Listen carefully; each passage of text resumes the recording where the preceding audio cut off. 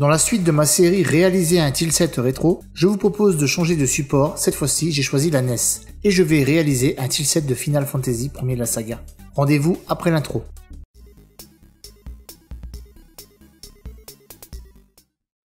Eh bien, commençons cette série en réalisant la base de tout RPG, le sol. Chargez la palette NES dans Azeprite, remplissez une case de jaune pour le sable et parsemez quelques petits pixels foncés pour les variations dans le sable. L'important est d'avoir ici une certaine régularité. Répétez l'opération avec le vert pour l'herbe en plaçant des petites bandes horizontales de 2 pixels pour la terre. Enfin, réalisez l'eau avec la même méthode que les autres, en variant les reflets de blanc placés de manière uniforme. Pour tester la répétition, il suffit de copier et de coller sur un nouveau tiles de 16 x 16 pixels, puis le menu View, Tiled Mode et d'activer le Tiled in Boss Axe. Lorsque le rendu vous plaît, vous avez simplement à recopier le tiles modifié sur la carte de tileset. La création du pont consiste à placer 4 lignes verticales à intervalles réguliers. Ajoutez une ligne blanche de chaque côté à l'intérieur droit. Puis, réalisez des petits pixels en forme d'escalier pour donner le volume de la forme. Ensuite, je paramètre Azeprite pour avoir une grille de 4 x 4 pixels au fond, et je viens faire un muret de briques. 2 rangées de briques pour une hauteur de 8 pixels, puis je crée la grosse brique de dessus. Je place des lignes pour les reflets, j'agence mes briques en décalé, puis je colorie de manière simple. Je duplique pour voir si la répétition est juste, puis je copie un carré de 4 x 4 que je viens coller en ajoutant une ombre forte, et pour rester cohérent avec le muret. Je déplace le tiles vers le bas et je fais le haut du mur de briques. Pour finir, je place correctement mes tiles sur la carte des tilesets pour remplir au maximum l'espace.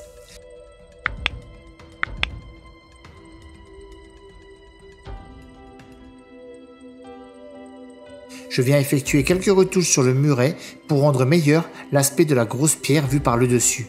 Puis je décide de réaliser le bout fermé du muret. Ici, rien de plus simple. On copie-colle pour ajouter des lignes noires de fin et j'en profite pour réaliser une ombre forte pour certaines zones. Ici, je vais faire une tombe. Je donne son aspect général, je remplis de gris et avec une couleur foncée, je viens réaliser l'intérieur, l'extrusion et les écritures. Je termine en redimensionnant la tombe sur la hauteur et j'ajoute quelques débris de pierre et une petite zone de verdure qui facilitera son incrustation sur le tiles d'herbe. Lors de cette étape, je vais créer un arbre. Je rappelle que je m'inspire du jeu pour la réalisation de ce tileset. Je commence par placer le contour du feuillage en mettant des pixels noirs en forme de boule. Puis je remplis de vert et j'ajoute les reflets jaunes pointant vers l'extérieur. C'est très important. Je termine par le tronc et le placement de l'ombre. Nous allons maintenant faire un puits. Je commence par la pierre centrale d'en bas et je remonte petit à petit en posant la deuxième pierre. Je remonte en diagonale toujours de manière cohérente et je colle en miroir. J'ajuste les petites imperfections et l'arrière du puits. Je remplis le centre en noir pour le trou et je termine la correction des reflets sur le côté gauche. Nous allons maintenant créer une maison. Avec l'outil contour, je sélectionne le noir et la forme rectangulaire. Je viens dessiner un contour de 48 x 48 et je place une ligne pour séparer le haut des murs. Je colorise enfin en gris foncé.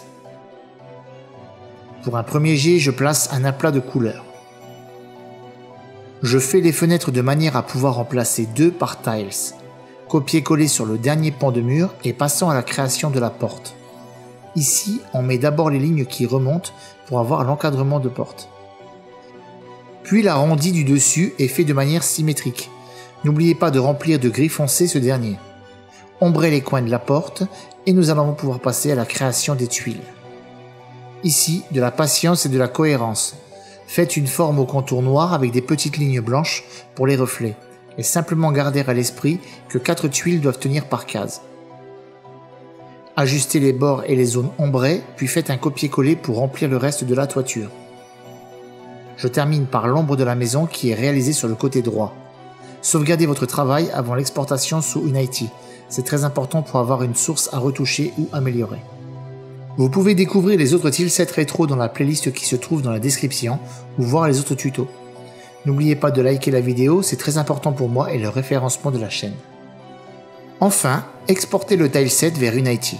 Procédez à la configuration suivante. Changez le pixel par unite à 16, passez le filter mode à point, la compression à none, puis faites apply pour appliquer les modifications. Oups, j'ai oublié de passer le sprite mode en multiple pour la découpe du tileset. Faites la modification, puis appliquez. Ouvrez le sprite editor, cliquez sur Slice, puis changez le type automatique en Grid by Cell Size. Avec les valeurs de 16 x 16. Cliquez sur Slice, Apply et fermez la fenêtre. Faites un clic droit dans l'onglet Hiérarchie, puis choisissez 2D Objet, Tilemap, ce qui aura pour effet d'ajouter une grille avec une carte Tilemap que je renomme Tilemap Ground pour le sol.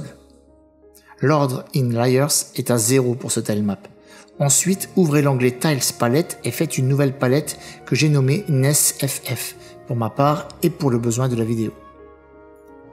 Cliquez sur Create, puis allez le placer dans un répertoire se trouvant dans l'asset de votre projet.